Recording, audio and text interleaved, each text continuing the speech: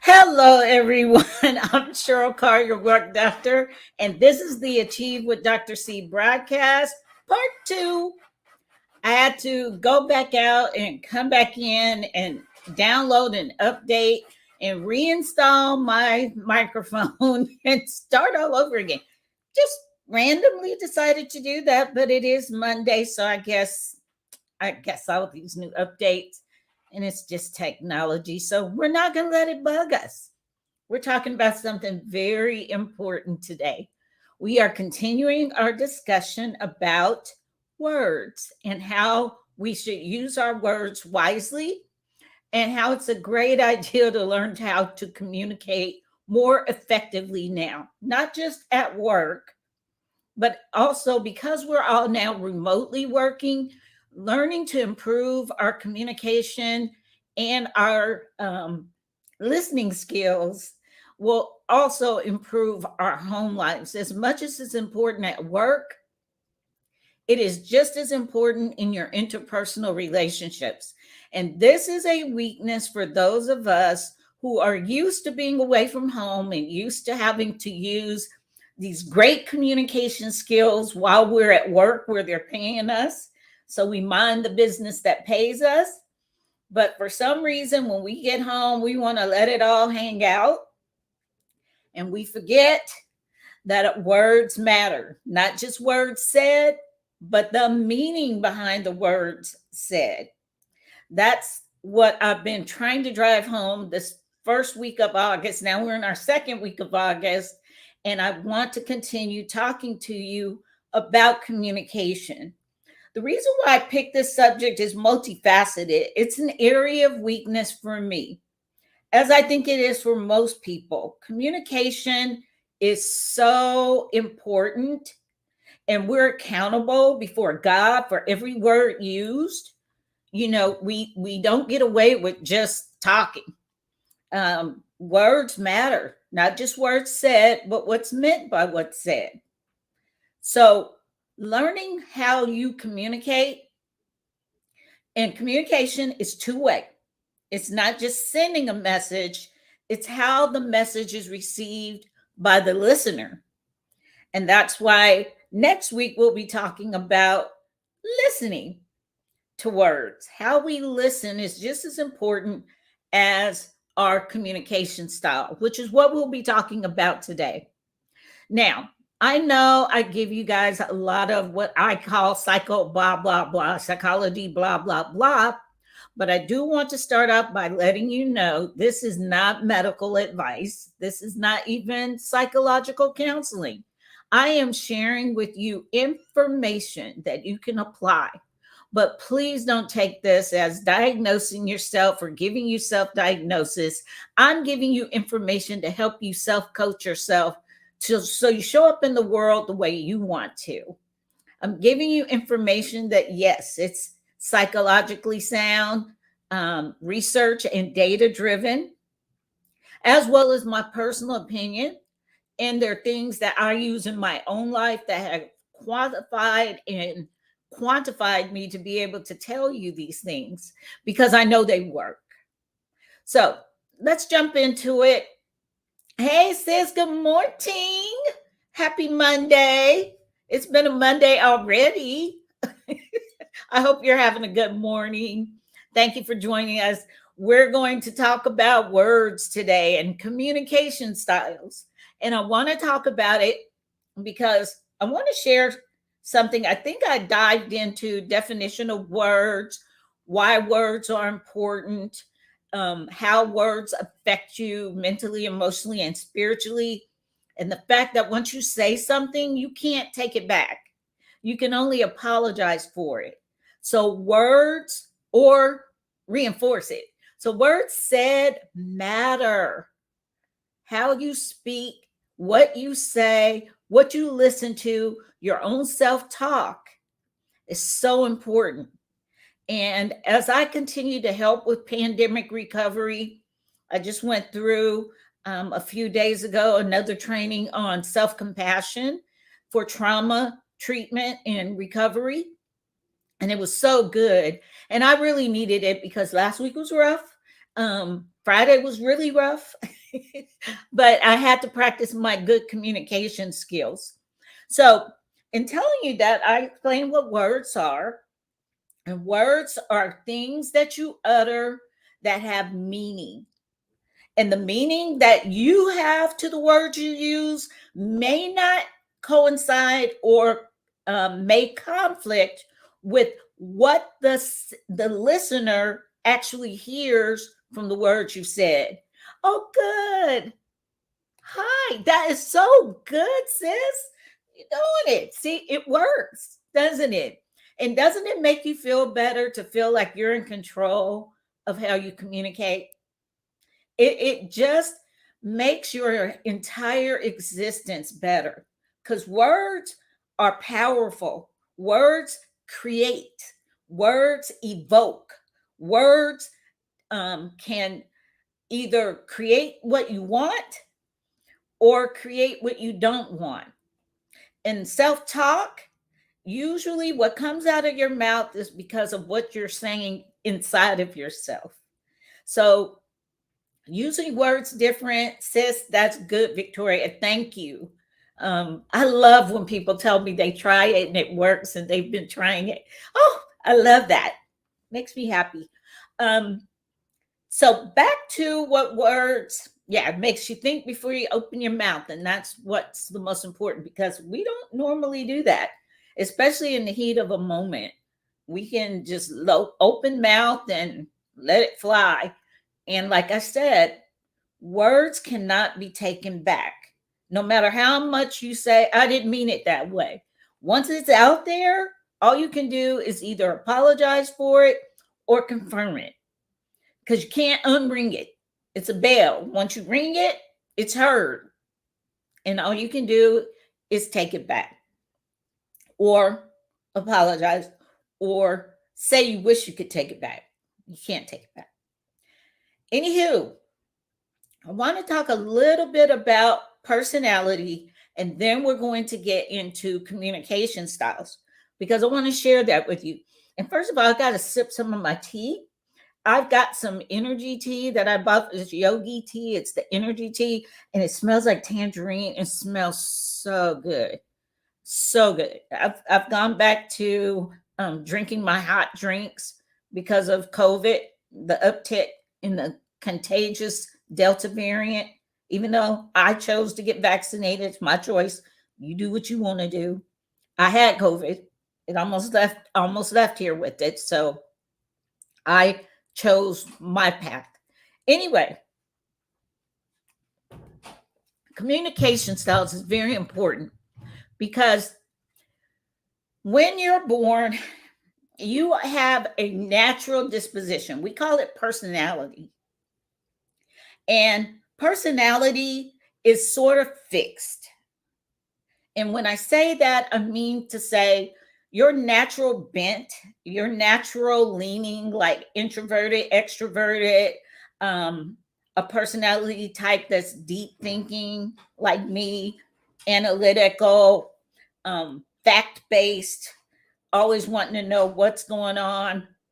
And then you have your people that are extroverted and they're very social.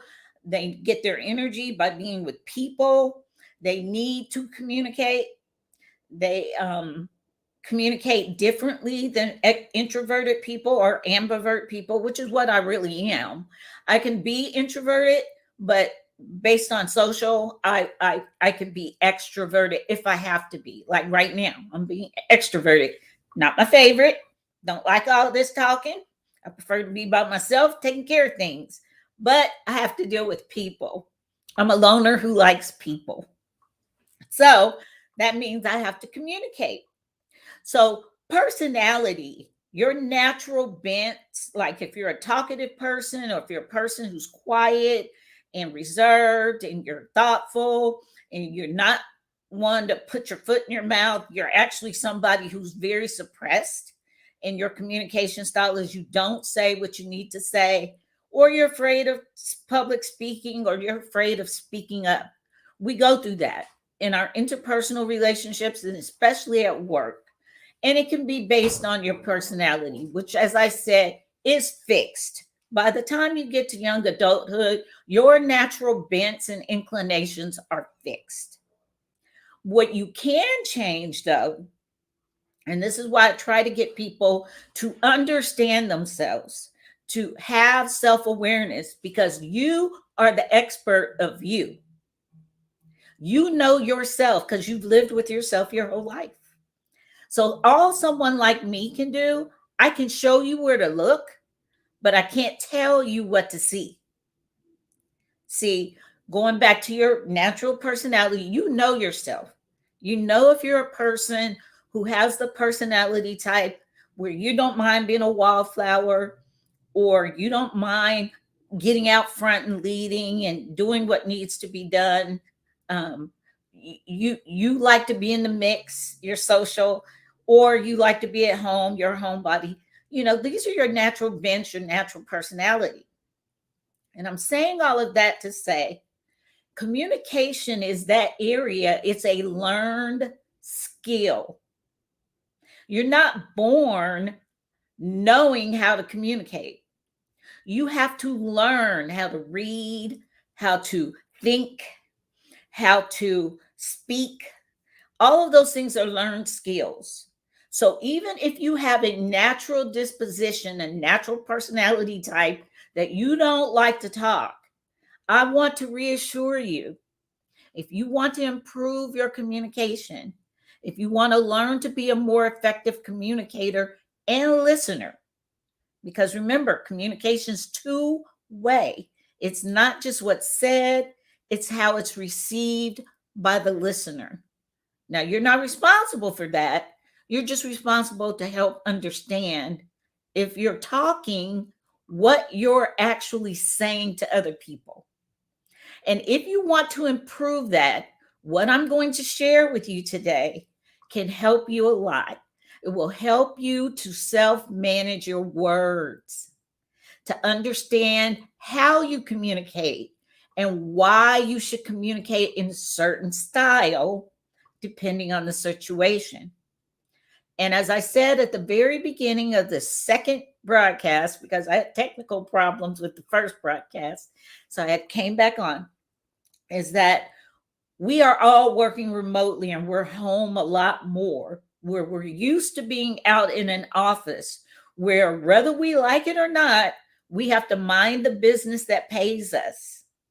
And so in that office, I am sure you watched your words because you want that paycheck.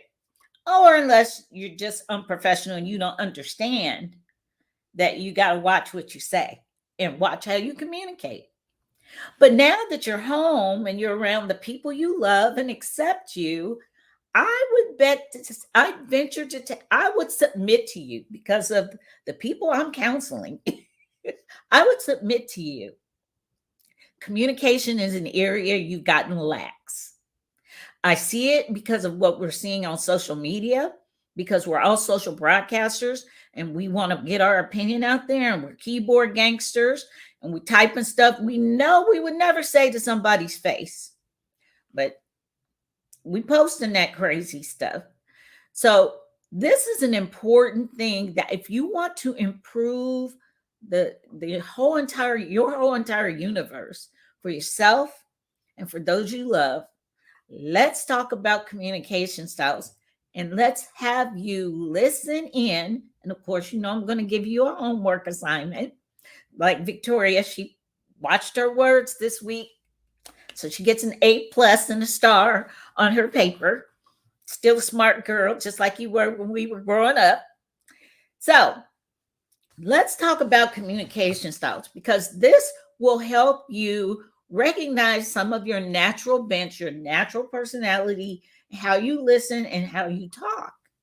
And this will be something that you can apply, or at least spend the week with this assignment, understanding yourself better and improving communication for yourself and for those you love.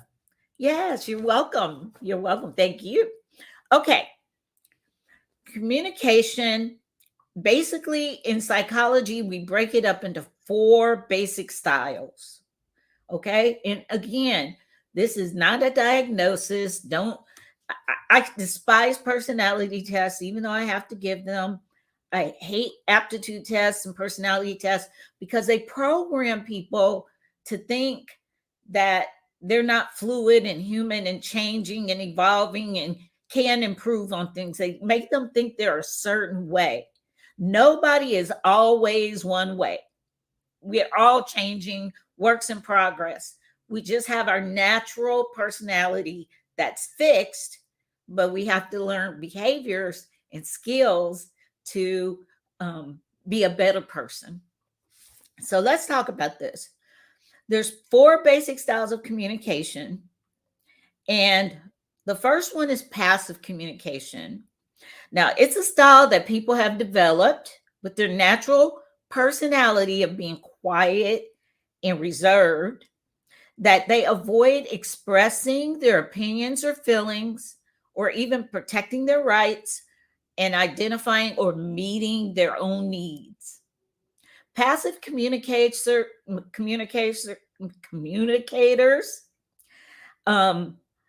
are those that don't always respond to a hurtful or an anger inducing situation. When something happens that makes them angry, they go underground.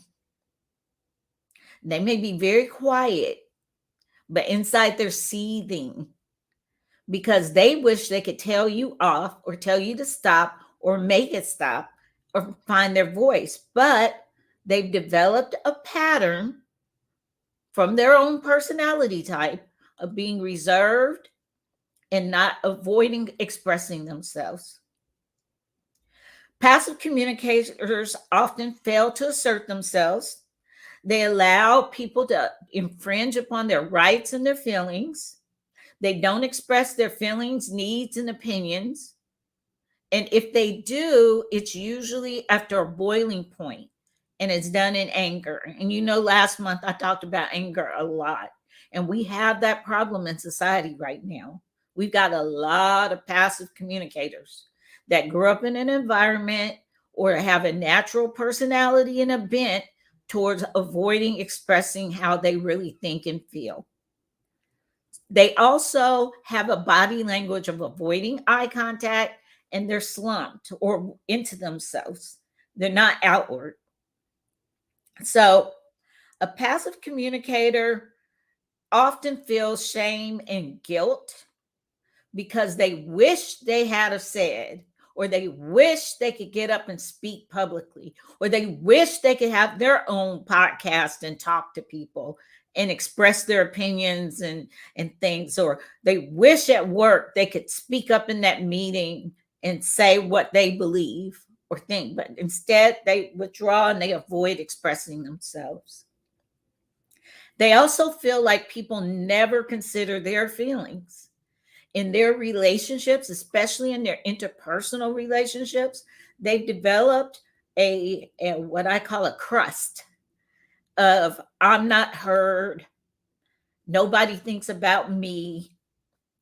It's almost a martyrdom because they also fail to realize they never told people what they really need or what they really think because they're afraid. So passive communication is a style that requires a whole lot of work.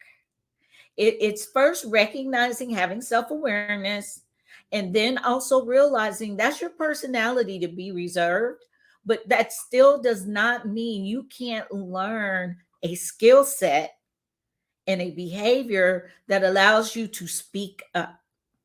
You just need counseling, coaching, somebody to help you learn to do that. And I submit to you, if you hear this and you're going, oh, I'm a passive communicator, I'm always inside my head wishing I had spoke up. If that's your dominant style of communication, I want to express to you that you can learn to speak up for yourself. And it's important to learn how to speak up for yourself.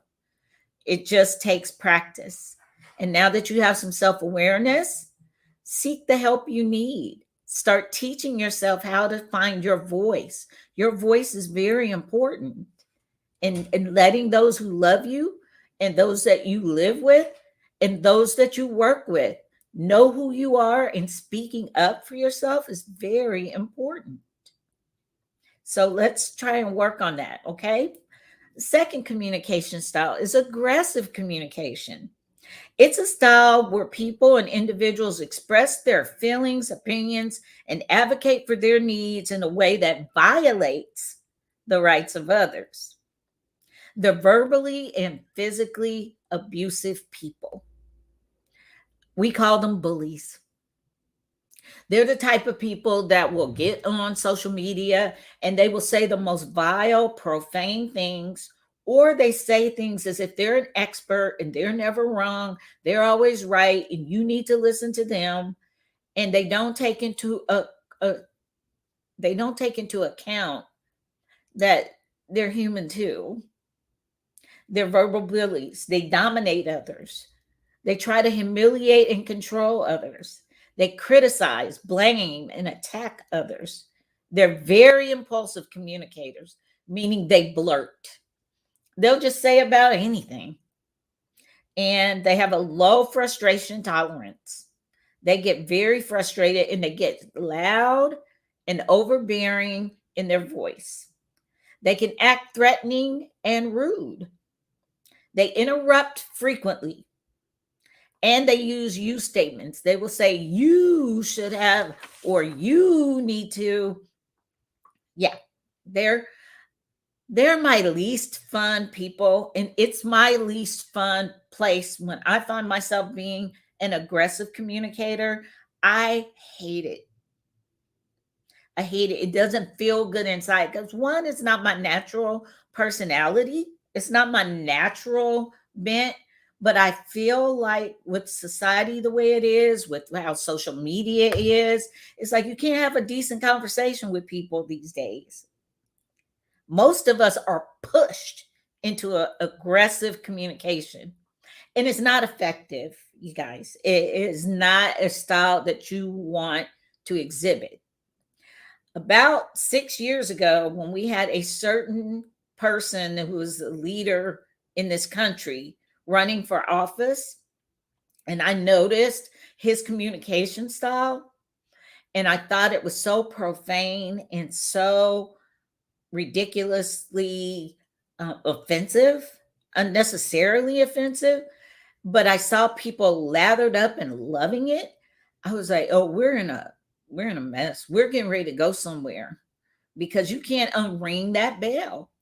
And then we became desensitized to it. We began to expect it.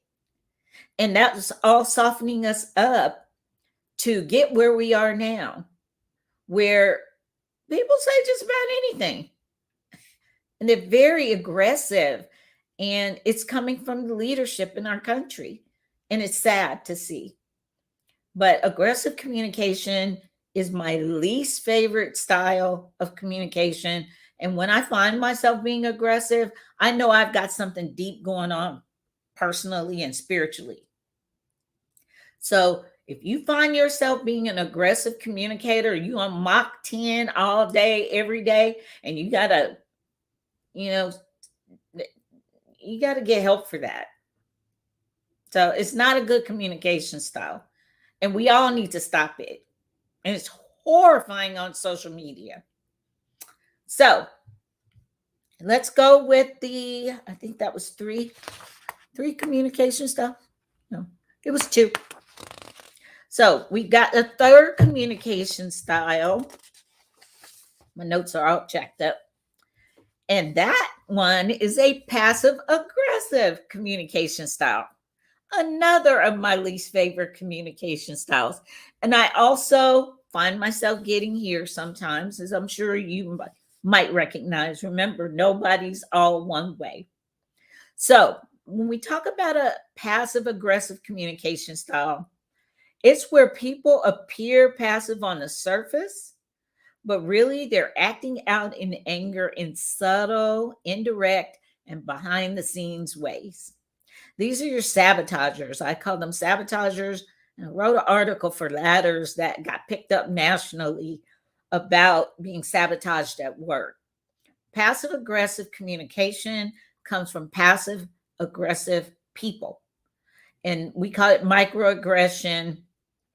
These are people who have developed this pattern of passive aggressive, because remember I said passive people don't often find a way or know how to speak up and use their voice to communicate their needs and their feelings. So when they go passive aggressive, that means they reach that boiling point or that tipping point to where they begin to communicate subtle undercurrent.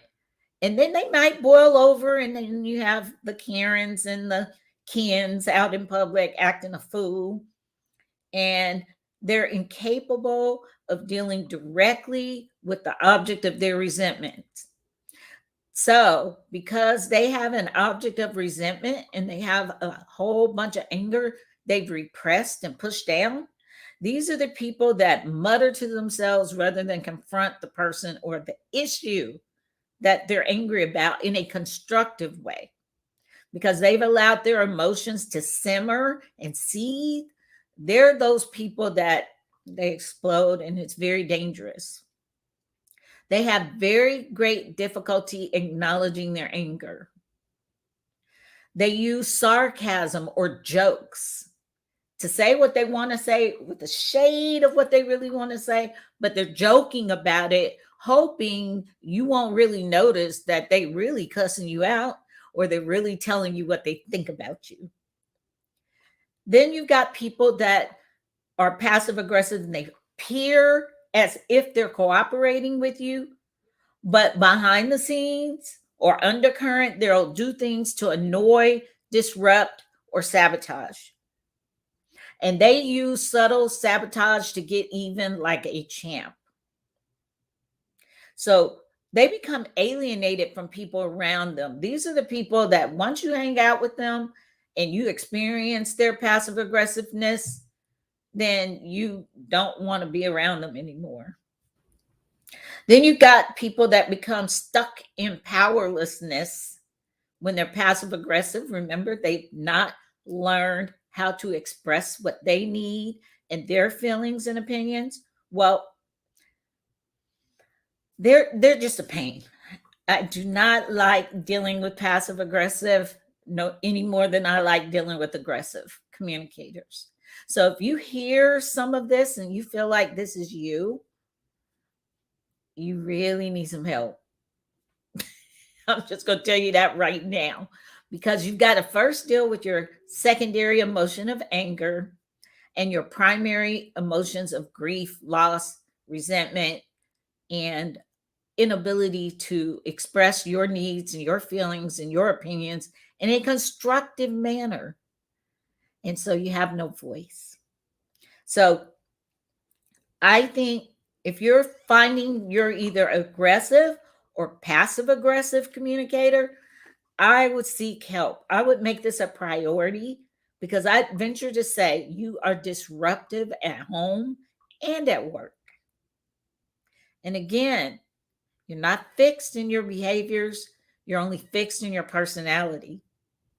And if you have a personality that you withdraw your voice and what you think and feel, and then you spend time in resentment and anger, and then you find yourself subtle joking, talking over people, appearing cooperative on the outside, like you faking, like you really on the team, but you drilling a hole in the boat. You know, y'all rolling in a boat, and you back there drilling a hole in it because you don't like nobody. Everybody's ticked you off, and you don't have any way to tell them what you're really feeling and what you're really thinking. So, in passive aggressive people, even though you might hear this and it might ring true for you, you're the type of communicators that deny there's a problem. You completely deny there's a problem. So you're very hard to reach. Usually, when I recognize a passive aggressive communicator, because they're that way even in therapy or treatment, coaching, they're difficult. So, anyway, that's the third communication style. We have passive, we had aggressive, we have passive aggressive, And now we're going to talk about assertive communication.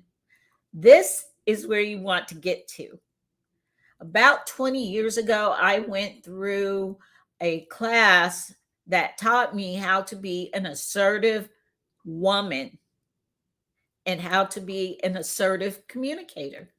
Because sometimes women, we're socialized to communicate, but unfortunately, because we are tend to be more emotional, expressing emotions more than men do. Men can get together and they don't have to talk and they bond.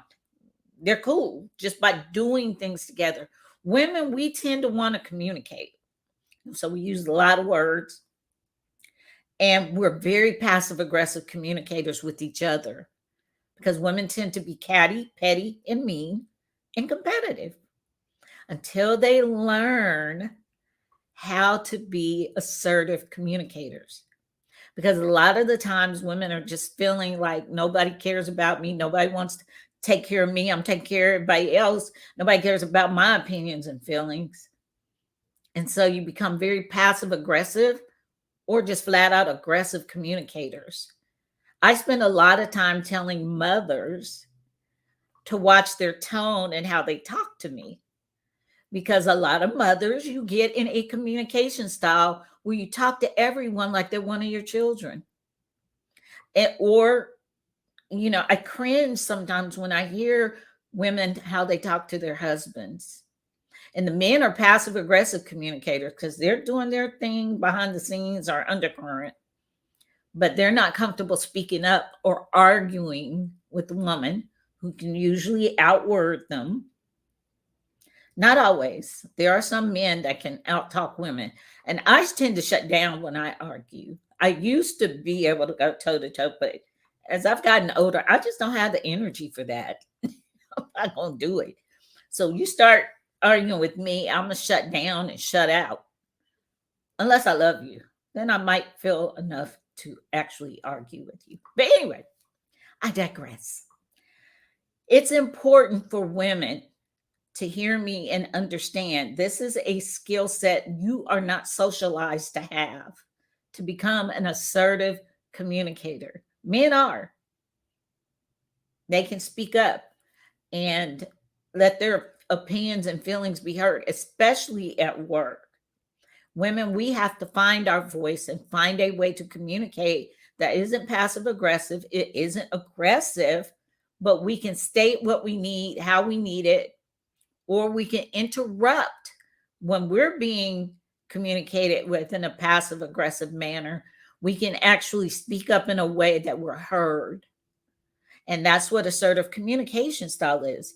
It's how individuals can state clearly their opinions and feelings and firmly advocate for their own rights and needs without violating the rights and needs of others. These are individuals who tend to value themselves, their time, their emotional, spiritual, and physical needs.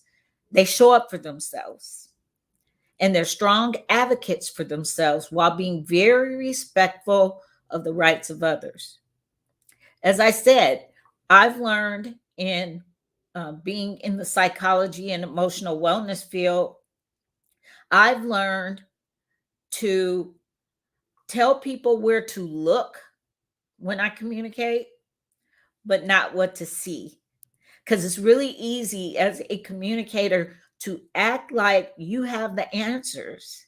And when you're in psychology, you got all this knowledge in your head, you gone to school, you read all these books, you think you know stuff. And so you communicate in a way that tells people where to look and what to see.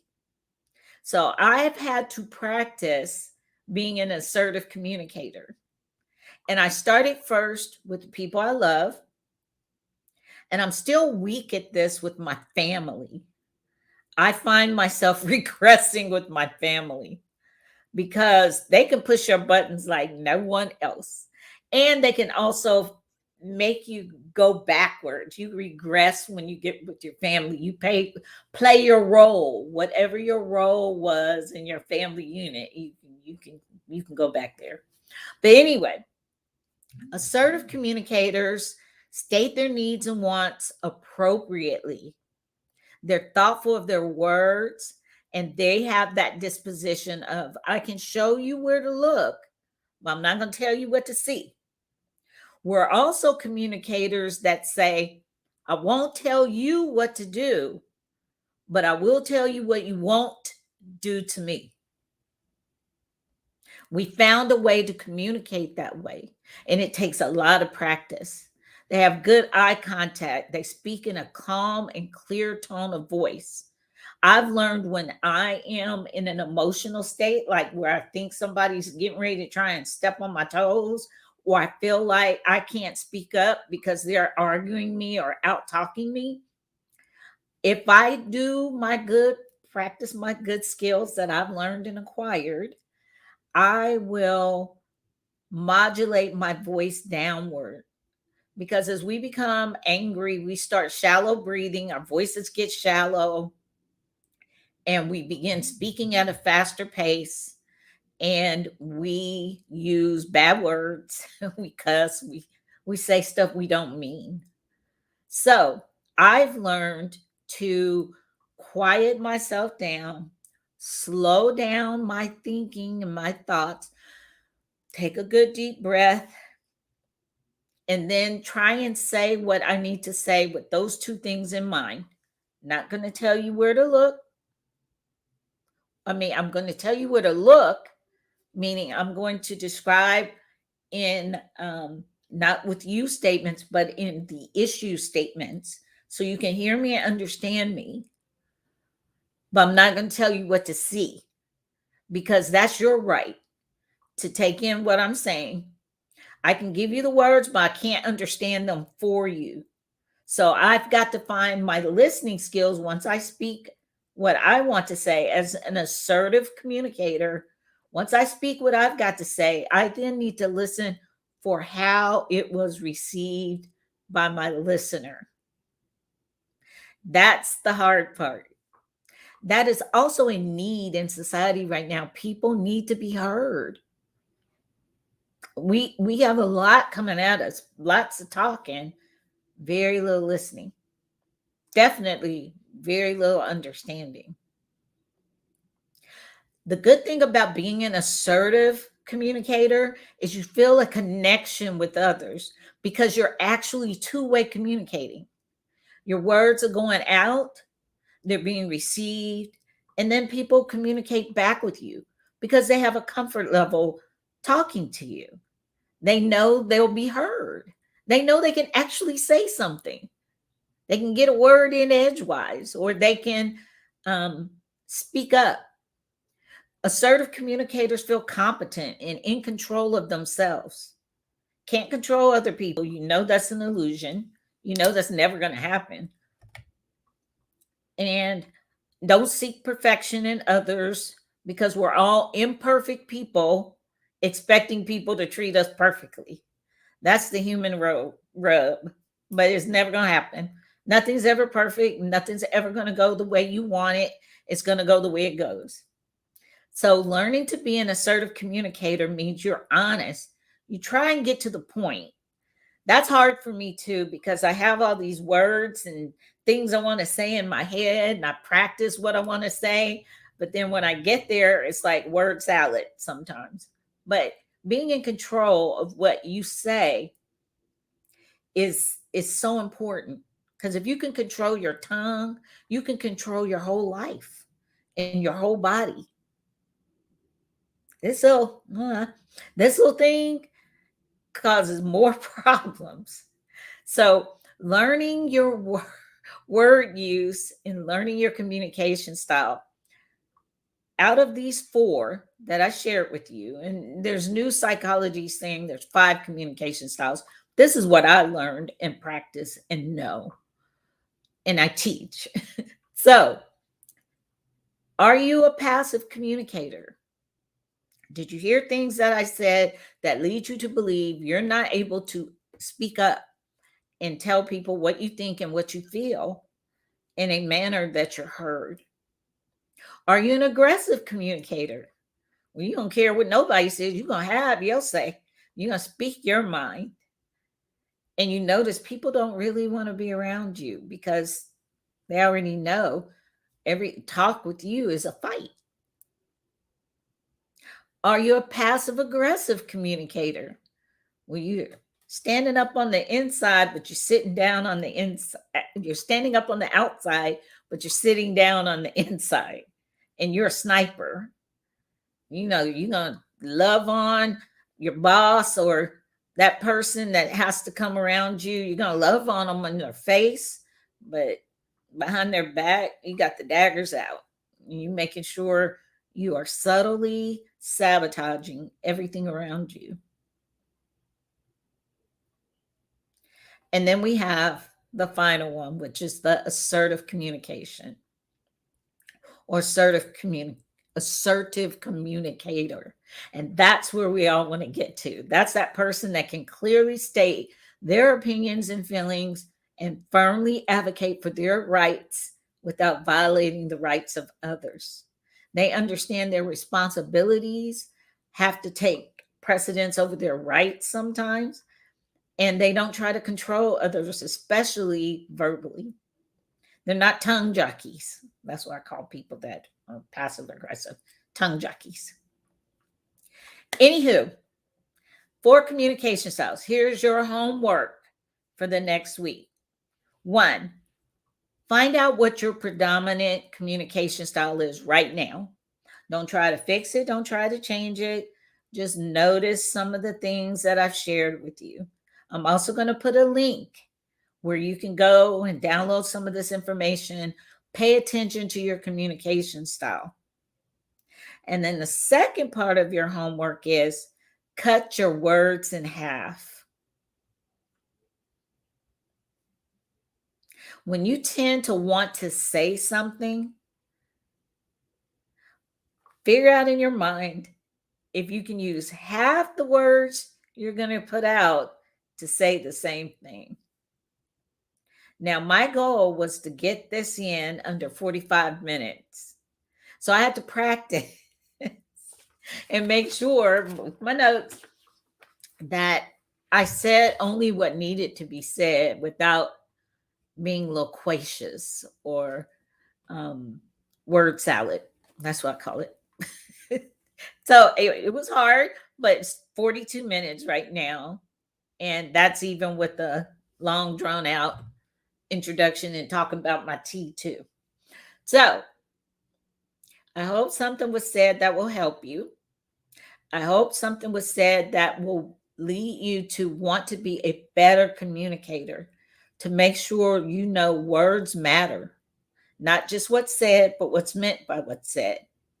And if you're watching this by rebroadcast, I would love it if you'd click that little like or subscribe button. Make sure you like, click, and share this with anybody that you think would love this information.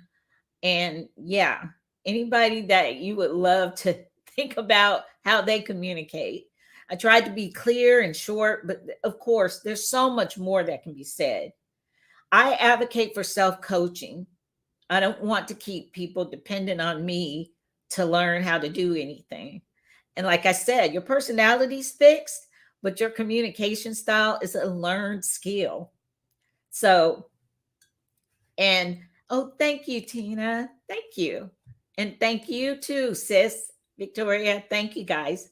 I hope you'll do your homework assignment again. Victoria, you'll get an A next week. Again, you'll get a gold star and an A if you will do those 2 things. Notice your communication style. Don't try to change it.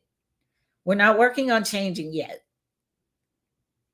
The only thing I want you to work on is mentally when you get ready to say something, and that includes typing, that includes posting.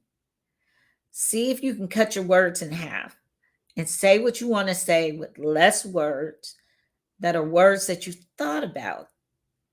Not so much just went with, but you actually thought about. Hey, Matt. Aloha. So let's get together next week. I'll be right back here. Hopefully, I won't have any difficulties or need something to be updated. Like my microphone needed this morning. Oh. Anyway, it's Monday. It just needed an update and now it's working fine. I think you guys can hear me. But I'll be right back here, God willing, 10 a.m. CST for the Achieve with Dr. C broadcast. I'm Cheryl Carr, your work doctor, and I hope you have a blessed week. Watch them words. Okay? All right, guys. Have a blessed day. Bye-bye.